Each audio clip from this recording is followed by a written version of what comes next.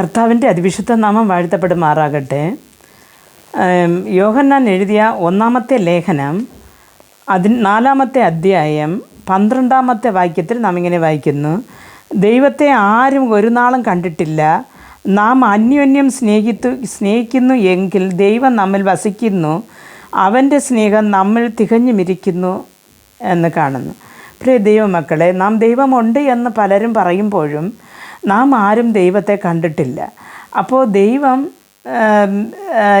സ്നേഹം തന്നെ എന്ന് വചനം പറയുന്നു. അപ്പോൾ നമുക്ക് സഹോദരങ്ങളോട് അന്യോന്യം നമുക്ക് സ്നേഹമുണ്ടെങ്കിൽ ദൈവം നമ്മിൽ വസിക്കുന്നു എന്ന് ദൈവവചനം പറയുന്നു.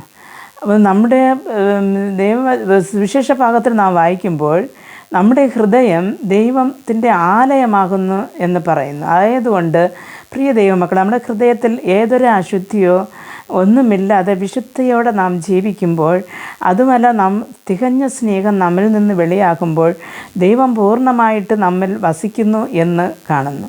നിർബന്ധമായിട്ട് നമ്മിൽ വസിക്കുന്ന ദൈവത്തെ നാം നമ്മുടെ ആത്മാവിന് അത് മനസ്സിലാക്കും. അതേപോലെ നാം ഈ ശരീരം വിട്ട് പോകുമ്പോൾ ആ ദൈവത്തോട് ഒത്തു വസിക്കുവാനും കഴിയും.